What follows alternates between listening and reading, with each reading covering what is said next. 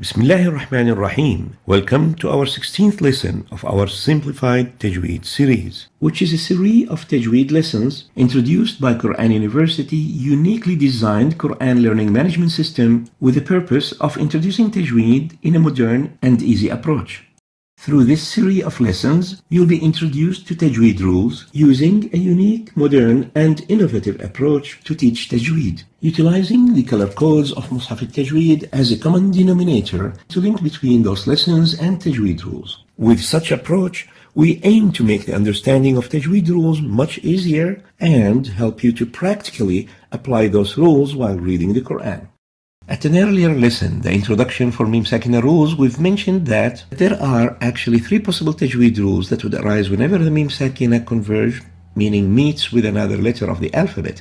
And we had also introduced those rules, so we said that there is the Ikfaa, the labial Ikfaa, and the Idgham, and the labial Idhar. And we've mentioned that Ikfaa, which means hiding, has only one letter, which is the Ba. Similarly, Idgham, which means merger, has only one letter associated with it, which is the Meem, while labial Idhar has the rest of the alphabet. Idhar means the exposure, clearance, and that is associated with all letters of the alphabet except Meem and Ba. This current lesson is dedicated for the Ikfaa, the labial Ikfaa of the Meem Sakinah.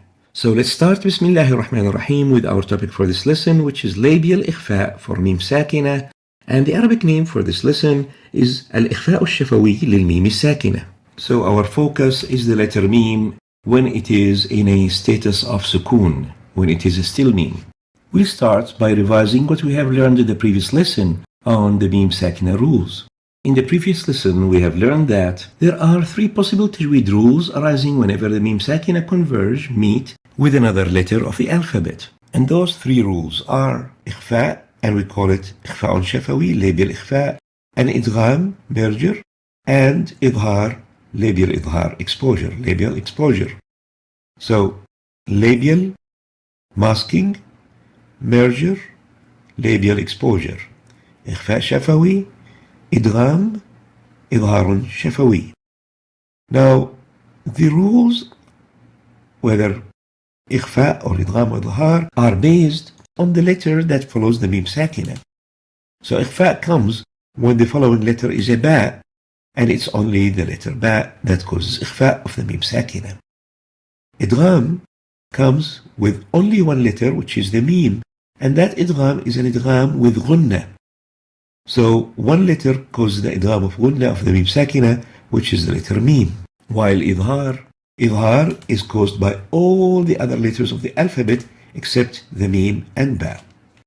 And in this lesson, we're going to concentrate on the Ikfaa. And our objectives of this lesson is to help you understand the applied Tajweed definition for labial Ikfaa, which is the hiding of the Meem Sakinah, and help you learn about those letters that are associated with hiding of the Meem, and take examples of labial Ikfaa rule and practice what we have learned by attempting to extract cases from the Holy Quran and apply Tajweed rules on them. In the next few slides, we'll understand what we mean by labial Ikfaa and try to see how that definition has been concluded. Linguistically, Ikfaa means hiding. Ikfaa in Arabic, the word means to hide something, hiding something. Now, in applied Tajweed definition, we mean that we hide and weaken the pronunciation of the still Meem, the Meem Sakinah, from its oral articulation zone, yet we maintain its nasal articulation, preserving its nasalization characteristic, which is called Ghunna in Arabic. Now, this only happens when the Meem Sakinah is followed by a vowelized Ba, a Ba with Haraka, with a Fatha, Dhamma or Kasra. The reason for the naming, we call it Ikfaa, hiding the Meem, because we hide the oral articulation of the still Meem. And we call it labial, the word labial here in the header, is because both the Meem and Ba are both bilabial letters. They are articulated by bringing the two lips together. So both the Meem and Ba shares the same articulation point, which is the lips. And that's why the Ikfaa, the hiding of the Meem, only happens with the Ba.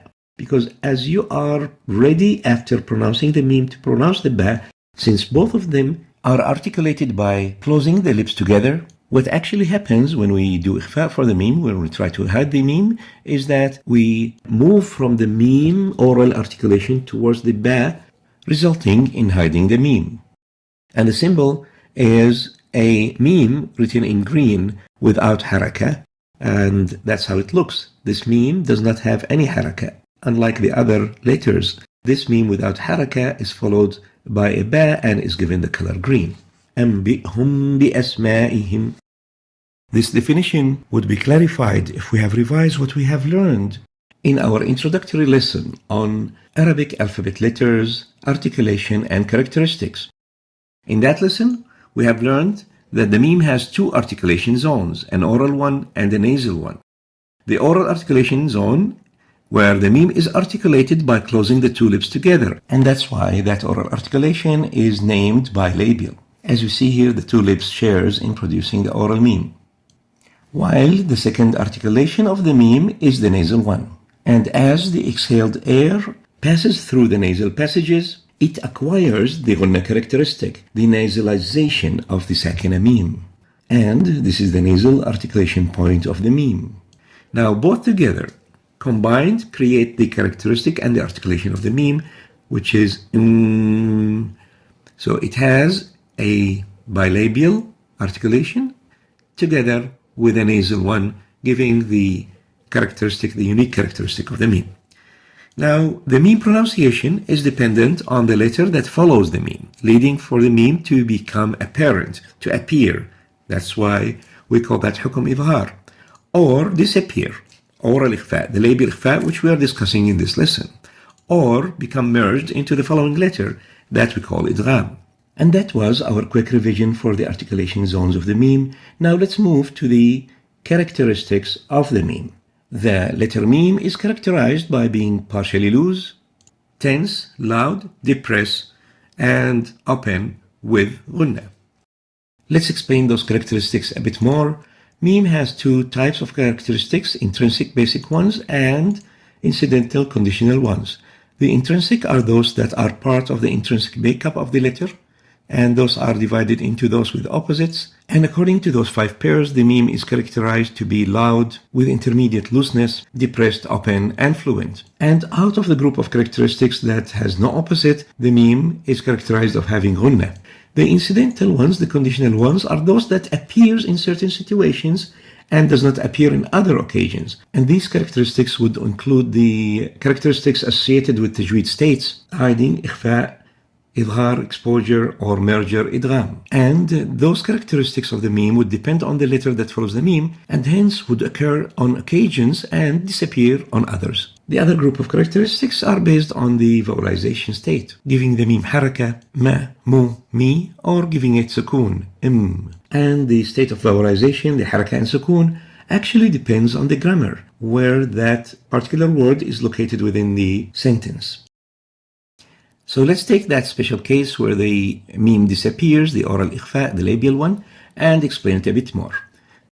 And let's take an example to illustrate the Ikfaa of the Meem Sakinah. As we see here, there's a Meem, Sakinah, still Meem, followed by a Ba with haraka. The Ba has a kasra.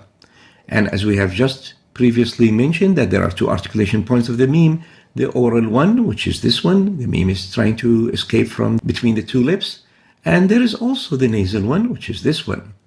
Now, in Ikfaa, the Meem, because it is still Sakinah, it won't be able to escape from in between the two lips because of the sukoon. So it sounds as if it is hidden. We hide and weaken the pronunciation of the Meem, Sakinah, from its oral articulation zone. Actually, we imprison it there. While we allow the nasal articulation, which preserves the nasalization or the Ghunna of the Meem. So its exhaled air would be allowed to continue to pass through nasal passages. Pay attention now to the B. The ib is so close to the and it shares the same bilabial articulation zone. So we can allow the ba to go instead of the Meem because the ba has a haraka, B. And E after the ba allows it to be moving, to be expelled out. Imbi, termihim bi. ترميهم بحجارة. Now we can summarize what we have learned about the labial Ikfaa for the Meem Sakinah. When is Ikfaa indicated? Ikfaa is indicated when the still Meem, the Meem Sakinah, is followed by a vowelized ba with haraka in a following word. What is the Ikfaa letter, or what are the Ikfaa letters? There is only one letter for Ikfaa, the ba. How do we perform Ikfaa? Well, remember that the Meem has two articulation zones, one oral and one nasal.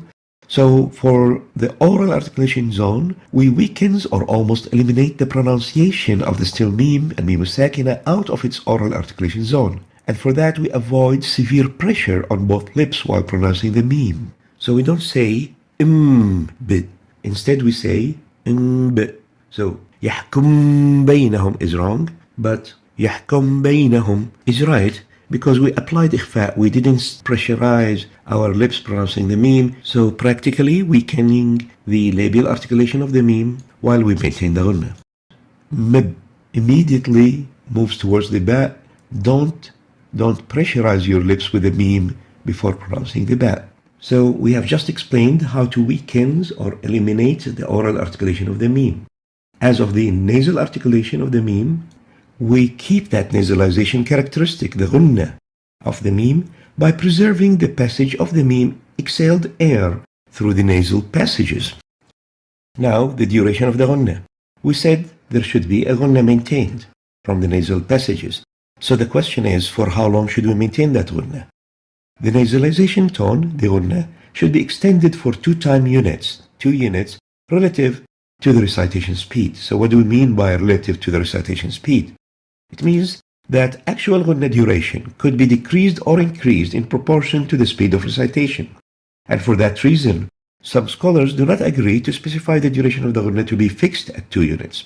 Rather, they prefer to leave it for the verbal estimation in proportion to the speed of recitation, depending on whether the speed is fast, hadr, intermediate, tadwir, or slow, tahqiq. And the next few slides will explain this in more details, where we're going to explain why Ghunna duration should be proportionate to the speed of tilawa. We'll quickly revise what we have learned in the first lesson on the speed of recitation, maratib al-tilawa, the levels of recitation, where we said that there are 3 speeds: fast, intermediate, and slow. And we took an example, a verse of the Quran, the 3rd verse of Surah Al-Baqarah, to illustrate the difference between the 3 speeds.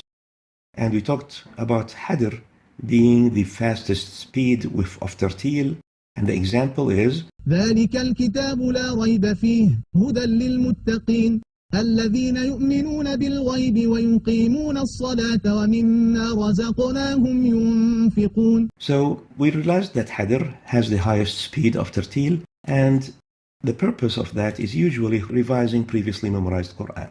Then we talked about an intermediate speed, which we called tadwir. An example: ذلك الكتاب لا ريب فيه هدى للمتقين الذين يؤمنون بالغيب ويقيمون الصلاة ومما رزقناهم ينفقون. And we've mentioned that the tadwir speed, the intermediate speed, is practical for helping the listener to understand what's being recited. And it's very practical in recitation. And because of that, it is the most commonly used speed by most reciters. Then we talked about the slowest speed of all, the tahqiq. And we give an example. ذلك الكتاب لا ريب فيه هدى للمتقين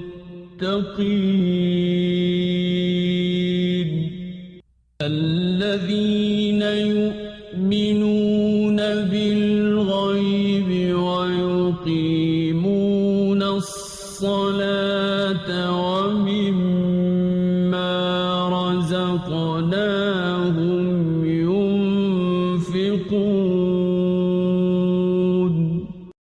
The purpose of this tahqiq is primarily for meditation and reflection, where it allows enough time for those 2 purposes. Accordingly, if there are 3 speeds of recitation, the hadr, the tadwir, the tahqiq, we have to keep in mind that when we talk about the duration of Ghunna being 2 units, it means that we are relating it to the average speed, which is the tadweer. And accordingly, if it is for hadr, it should be shorter, and if it is with tahqiq, it should be longer. So, increasing the duration of the ghunnah or decreasing it should be proportional to the speed of the recitation. And for this reason, some scholars do not see the duration of ghunnah as fixed at 2 units, rather they leave it for the relative estimation in proportion to the speed of the recitation. Remind you that we have heard the term Ikfaa before. We heard it and we called it real Ikfaa when it was associated with the Nun Sakinah. So what's the difference between labial Ikfaa of the Meem Sakinah and that real Ikfaa of the Nun Sakinah? This is why we have created this table of comparison to illustrate that. So the labial Ikfaa is one of the rules of the Ahkam al-Tajweed of the still Meem, the Meem Sakinah. While the real Ikfaa is one of the rules of the still Nun, the Nun Sakinah Tajweed rules. Now, the rule compliance in labial and real, they are not exactly the same. In the Nun Sakinah, you must apply the Ikfaa.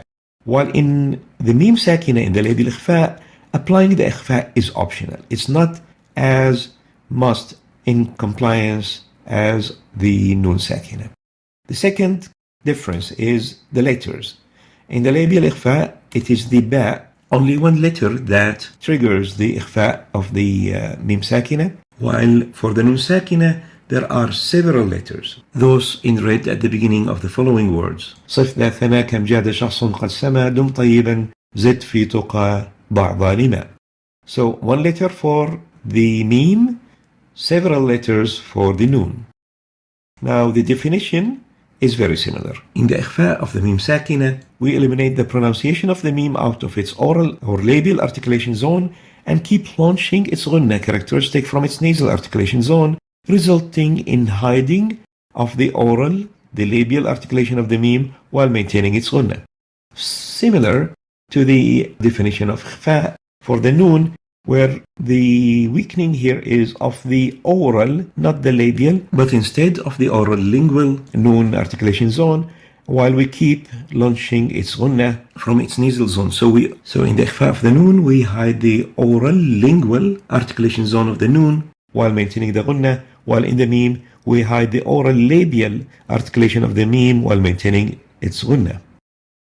And if we want to give examples for each, فَحْكُمْ بَيْنَهُمْ is an example of Ikfaa for the Meem Sakinah and an example for the Nun Sakinah, min طيبات. And now we're going to take some examples on the Ikfaa of the Meem Sakinah, but before that, let's remind you with the colors given for Ikfaa in Mus'haf al-Tajweed. In our Quran learning management system, whether we're using the desktop version or the mobile version, in both cases, we use the Ottoman script of Medina Mus'haf with Tajweed color codes. The objectives of these color codes is to alert us to Tajweed rules while reading the Quran, which we call قواعد ألوان التجويد or Tajweed color legend, where every Tajweed rule is given a unique color code. And the color used in Mus'haf al-Tajweed for defining Ikfaa for the Meem Sakinah, the labial Ikfaa, is the color green. And as we see in this example, أنبئهم بأسمائهم, we'll find that the Meem Sakinah here is followed by a Ba متحركة with a kasra, and the Meem is given the color green, and the symbol of its sukoon is also hidden. So let's take some examples. We'll start with the same example, ترميهم بحجارة. And in this example, we find that there is a Meem Sakinah followed by a Ba متحركة, and the hukum in this case is to hide the Meem. We're going to hide the Meem Sakinah and keep its ghunnah for 2 units. We'll extend the ghunnah for 2 units, like this. The second example is فَحْكُمْ بَيْنَهُمْ. فَحْكُمْ بَيْنَهُمْ ميم ساكنة followed still Meem followed by a Ba متحركة, Ba with fatha, in 2 words. And the Tajweed rule will be on hiding the Meem Sakinah and keeping its ghunnah for 2 units, as we're going to listen here. فَحْكُمْ بَيْنَهُمْ فَحْكُمْ بَيْنَهُمْ. And the third example, وَكَلْبُهُمْ بَاسِطٌ. كَلْبُهُمْ بَاسِطٌ ميم ساكنة still Meem followed by a Ba with fatha, Ba متحركة, in 2 words. And the hukum would be to make Ikfaa, hide the still Meem, the Sakinah Meem, and keep its Ghunnah for 2 units, as we're going to listen here. وكلبهم باسط. Now we're going to go for some practice. We're going to extract the labial Ikfaa and conclude the related Tajweed rules. But remember first, the color given for Ikfaa in the Tajweed color legend, which is the color green, which indicates the hiding Ikfaa with Ghunnah. So, if we look into this page of Quran and look for a Meem, a letter Meem followed by a letter Ba, we'll find this green letter Meem here. In Tarmihim bihijaratin, followed by the letter Ba. In the following word, bihijara. And the hukum of this Meem Sakinah is to apply the oral labial Ikfaa rule on it. And if we return to our practice page, let's look at this ayah and look at a Meem with a green color. We'll find أنبئهم بأسمائهم. أنبئهم بأسمائهم. A Meem is green. The symbol of Sukun has been removed, followed by a Ba with Kasra. And we'll find another Ikfaa for the Meem Sakinah in another أنبئهم بأسمائهم in the same verse. And before the end, we'll summarize what we have learned during this lesson in one page, where we have first learned the meaning of the labial Ikfaa, al-Ikfaa al-Shafawi lil-Meem Sakinah, and learned that this is one of 3 rules of the Meem Sakinah Tajweed rules, Ahkam al-Meem Sakinah. And we have learned that applying this rule is optional. It's not as obligatory as in the case of the Nun Sakinah, Ikfaa. And then we have recognized that there is only one letter that causes Ikfaa, hiding of the Meem Sakinah. And then we have learned the applied definition of al-Ikfaa, of the hiding of the Meem Sakinah. And then we learned how to practice it, how to perform the hiding, where we avoid stressing the lips as we pronounce the Meem, which will allow us to weaken the pronunciation of the Meem out of its labial articulation zone while maintaining its Ghunnah simultaneously from its nasal articulation zone. And then we took examples and practiced extracting it from verses of the Quran. And this brings us to the end of this lesson on Ikfaa of the Meem Sakinah.